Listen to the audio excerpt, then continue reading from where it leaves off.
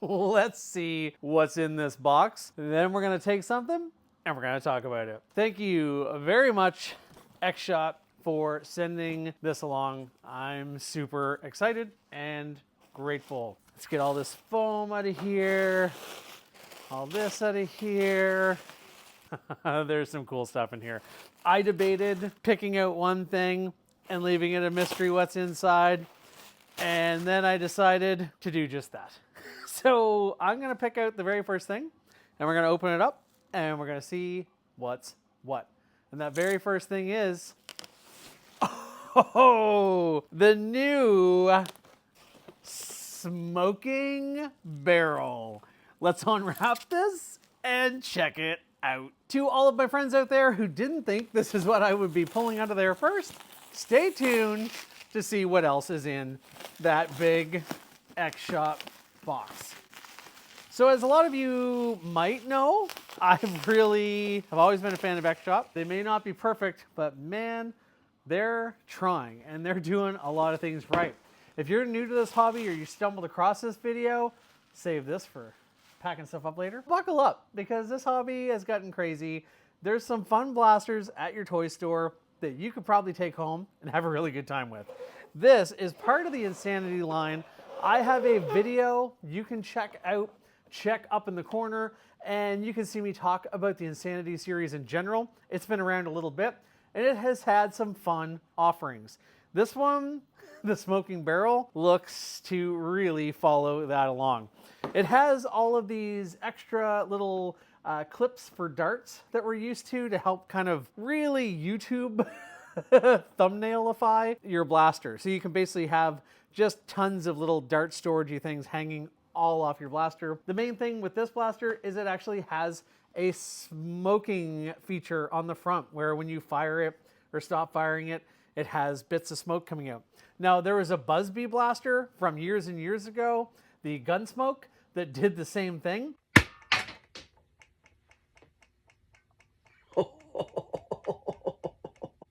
That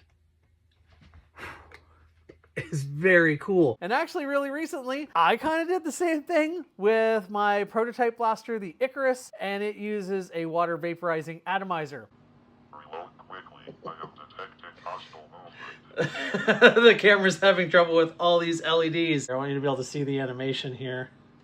Now, the Buzzbee one was more of a heating element and a powder. I'm curious to see how this one pulls it off. Just like the other Insanity blasters, you can also combine this blaster with the other ones. I have referenced in past reviews that those connections aren't usually super solid unless you use some E-tape or something to kind of increase the friction and firm them up. But this blaster looks fun. I love a good casual blaster. Let's open it up. X-Shot blasters are kind of annoying to open because they use these plastic unscrewable things to keep them mounted in the box, so I'm gonna do it this way. This is always so fun for me. I always learn so much about these blasters. Look at all these combinations you can make if you have some of the other Insanity series blasters. Like I say, they can be a little bit flimsy, but there's no denying that they look incredibly cool. I do like that this blaster has the little attachment piece for the tripod that comes with the Insanity HorrorFire. Now, I don't have the tripod on my HorrorFire. It's over there somewhere. Cross compatibility is really cool. I may not have realized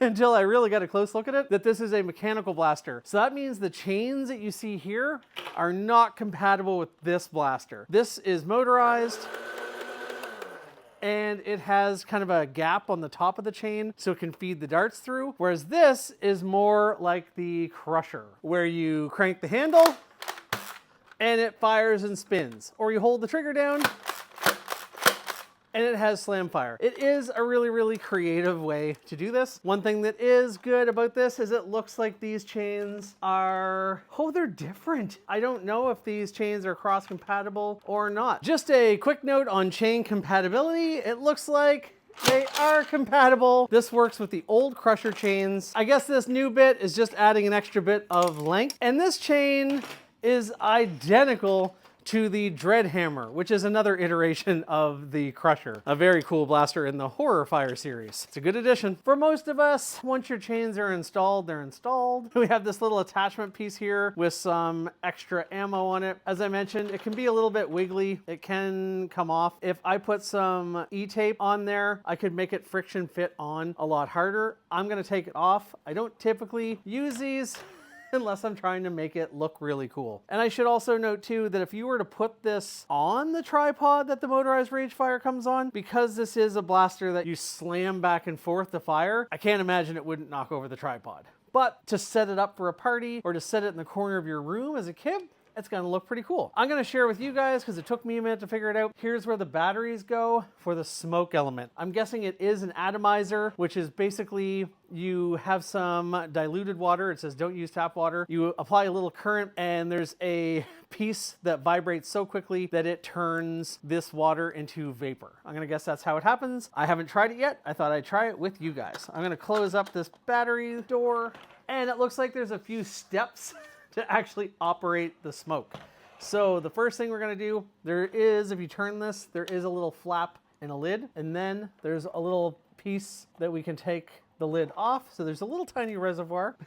In the illustration, it just shows water splashing in there like crazy. Let's try to be a little bit more careful than that. The reservoir is not very big. I did too much water, but hopefully that'll just kind of run out the bottom. If I'm looking at these instructions, let me hold them up for you here so you can take a look. Number one, there's a little button down here. We push that and we move that out like so. I don't know what that does. Number two, there is a number three, you feed in the chains, we did that. Oh, this is a locking mechanism for the chain.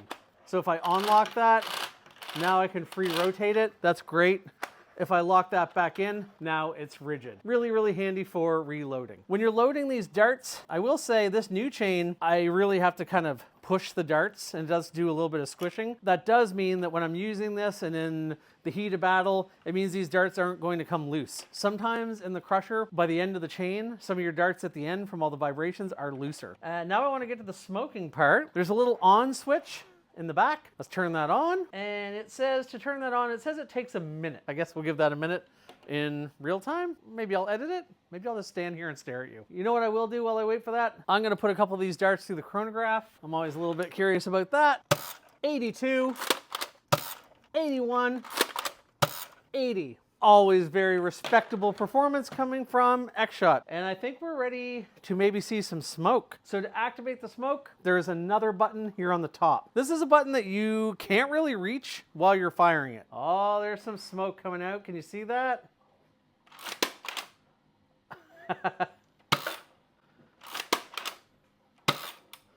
Oh yeah, we have some smoke effect going here. It might look best in a lower light environment.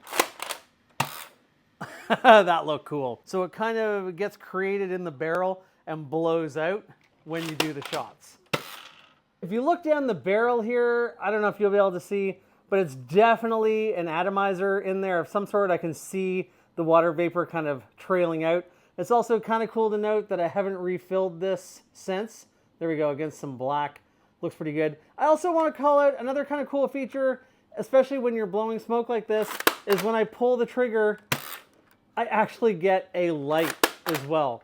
So this blaster definitely is at its best when the lights aren't super bright. Outdoors, it won't show off as well either. So that's kind of good to know.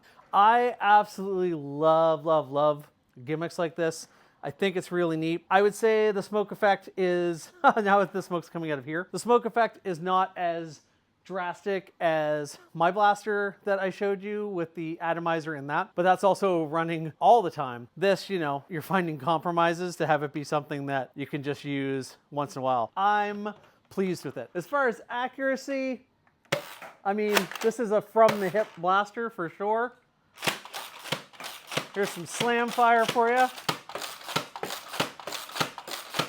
It's always hard to aim super accurately on a blaster like this. This is a suppressing fire blaster for sure. For me, the end decision in this blaster is going to come down to price. I had trouble finding the price online. If I can find it, I'll put it here down below. And with X-Shot, I'm sure the price will be competitive. I love the idea of that smoke effect. I just wish there was a little bit more of it. But I do like that it's water. It's not some special capsule like the old Busby Gunsmoke blasters that once they're gone, they're gone. This will be added to my X-Shot party lineup because I think kids are gonna get a kick out of it. Even though maybe I'm a little bit underwhelmed by the smoke, they're gonna think that's cool. And it is a toy. X-Shot, keep innovating, keep going, and everyone else stay tuned for more from the box.